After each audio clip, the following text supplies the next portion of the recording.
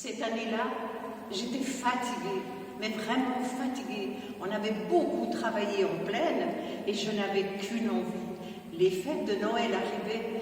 Ce que je voulais, c'était me reposer dans un chalet tout en haut de la montagne, le plus haut possible, pour ne pas être dérangée.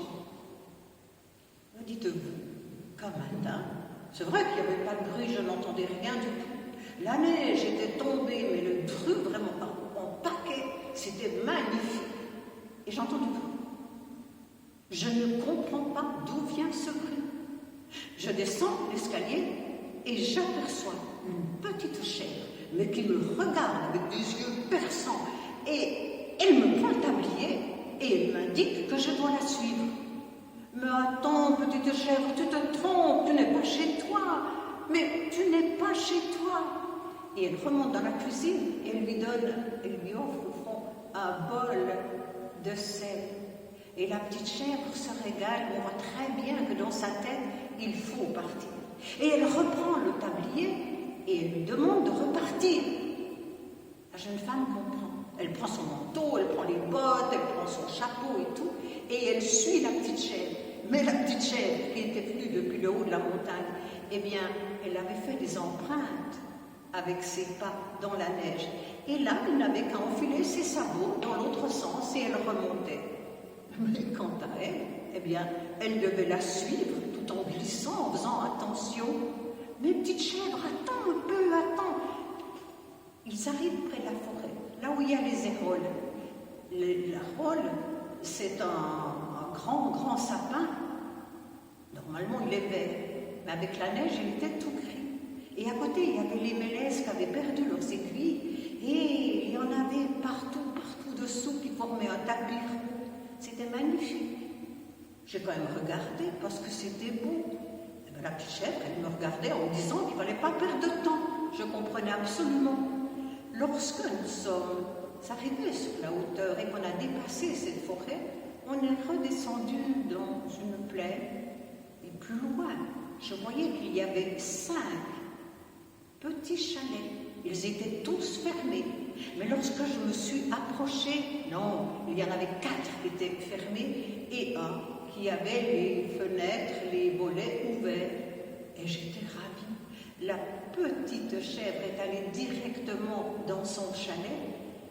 Et là, la femme m'a prié d'entrer chez elle. Elle y avait son bébé qui était malade. Il était tout blanc. Moi, j'étais sûre qu'il était mort.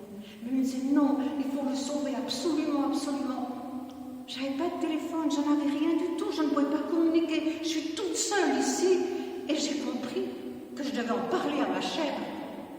Elle a compris. Et elle est partie tout de suite. Et elle vous a trouvé. La femme était touchée, mais vraiment touchée. Il y a dit, restez. Je vous en prie, mais restez là. Et moi, je retourne chez moi et j'appelle un médecin. Je suis sûre qu'il montera.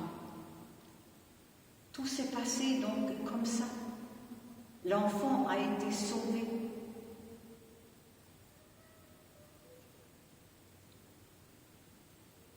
Et la petite chèvre, elle est revenue le lendemain.